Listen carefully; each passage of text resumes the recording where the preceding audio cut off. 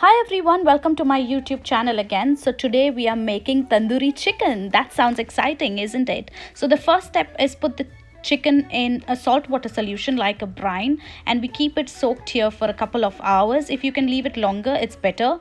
After we remove it after a couple of hours out of the brine solution, it's just salt water. We then make slits like this into the chicken. So you just make slits like this all over the chicken. This is done so that whatever spices we are going to apply to it, it is going to penetrate into the meat and make it more flavorful. So you just make slits all over the chicken. So you make it on one side, then you follow on to the next side. You just keep doing the same. We also will move on to making the slits on the legs of the chicken. So on the thighs, on the legs, and all around, you're going to make slits like these. I absolutely love tandoori chicken. It's one of my favorite ways to eat chicken. So yes, we just thought why not make it at home and share the recipe with you all as well. So then in a bowl we will take salt. So we are using 1 tablespoon of salt here. And then to it we are going to add chili powder, because we are not using any artificial colors here. So we are using Kashmiri chili powder. It is not very spicy, it is just more for flavor and the color. So we are adding 2 tablespoons of Kashmiri chili powder, and we are going to use the juice of a lemon. I've mentioned all the ingredient quantities for you in the description box, so please refer to that and you should have it all there. So we add the juice of the lemon and then mix this well, and you will get like a paste. At this stage we are also going to add some oil to it. And then mix it again once the oil is added.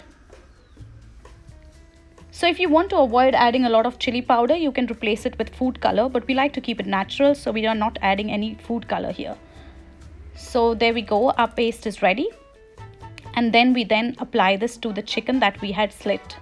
So apply it all into the slits. Make sure you put the paste really well so that the chicken is well covered with the paste, because when you cover it well, it's going to have the flavors all over.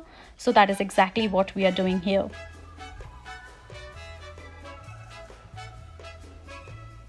So make sure to coat the chicken well in this spice paste that we've created.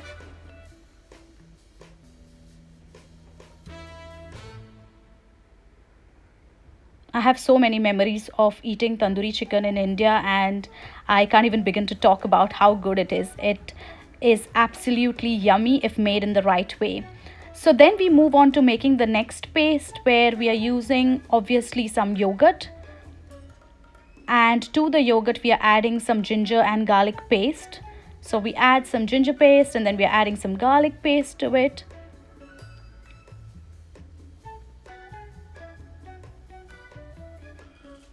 Then to this paste we are also going to be adding our chili powder again.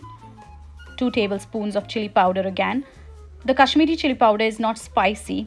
It is like, more for color and flavor, as I said.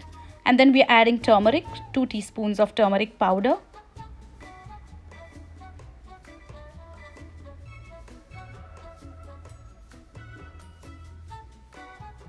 And then we are going to add some cumin powder as well. So we add the cumin powder.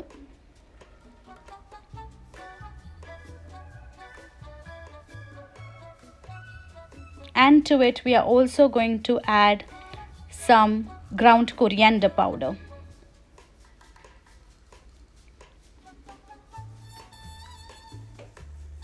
This spice mix really gives everything a good flavor.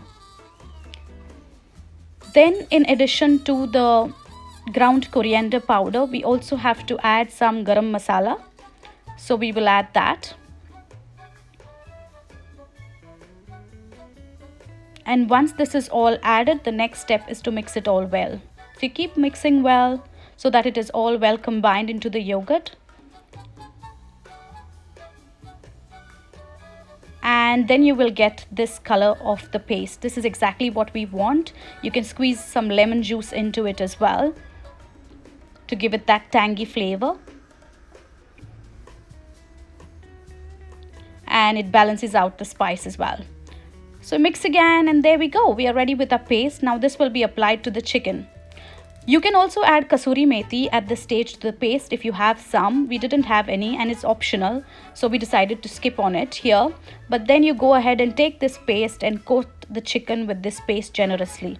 So just make sure you apply the paste all over the chicken, in front, make it sure that it goes into the slits that we had made.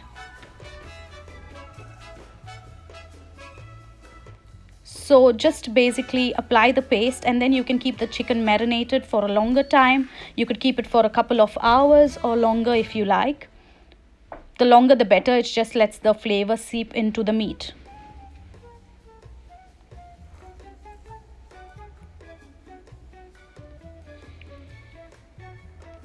So make sure to turn the chicken around and apply it there as well.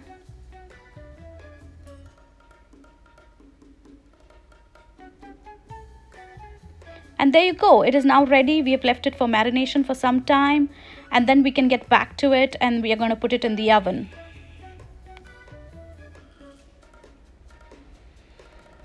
So to put it in the oven, we have taken a baking tray, we have a rack over it, and we've kept a container underneath, an oven proof dish obviously underneath, so that any of the juices that seep from the chicken, we can catch them in this dish.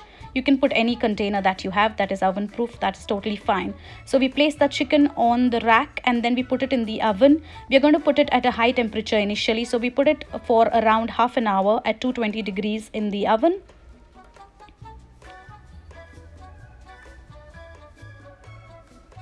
We just put some oil at the top as well before it goes into the oven, so that's what we are doing. You can just brush it off with some oil if you like. We just like to put it this way, so that's what we are doing. And then it will go into the oven. So 220 degrees at the beginning, a high temperature for half an hour. So in it goes. And then after half an hour, we've got it out, and this is how it looks. So we had the paste that was remaining from the bowl that we had marinated the chicken in. We just use a brush and coat the chicken with this, because it's going to go again into the oven. But we have to make sure that once we apply this paste, we are now going to cover the chicken. So now we are going to cover the chicken with aluminium foil. This is done so that the chicken remains juicy and it is not dry. So this is very important, that you cover the chicken and then put it in.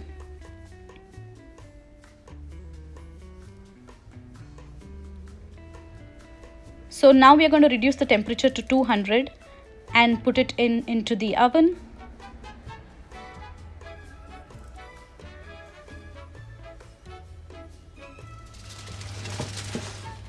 All the timings and stuff I've mentioned in the description box, so you can refer there. And then we take it out again after about 45 minutes and we check on it. So this is how it looks. So there are some of the juices that have come out from the chicken cooking, so we will just dab them on at the top. That's exactly what we are doing here. That's why we had put a container underneath that helps to catch all these juices. So we just put it at the top of the chicken and generously coat it with it. And then once that is done, it goes back into the oven. We also have to, turn around the chicken, which we will do in some time, because we need it to be cooked properly on both sides so that it's nice and crispy on the outside. So then now it's going into the oven again. It's open now, you don't have to cover it. Then we remove it again, and now we've turned it on its back side, coat it again with the juices that are there. And if you have any of the marinade paste, you can use that, and then put it in the oven again. And then here we go, it is now out, and you can see it's cooked on the back as well. So we will now turn it back up again, and now it needs just another 15 minutes, not a long time, because it's already cooked. This is again done at high temperature, so we're going to move the temperature to 220 again for the last 15 minutes so that the chicken is totally cooked. And there you go, it's out of the oven, and we are just applying the last remaining juices just to give you that shine, and it looks good and it's perfectly crispy at the top. You can see that it has nicely grilled, and you have like the charcoal flavor, which is amazing. And then we just basically plate it up and garnish it. You can garnish it with whatever you like. We use some cucumbers, some tomatoes, and some onion and some lemon. So there you go. It's that simple to make a juicy chicken, and tandoori chicken is ready. If you haven't subscribed to my channel, please don't forget to subscribe and do hit the bell button so that you don't miss out on my notifications. Thanks for watching. Bye.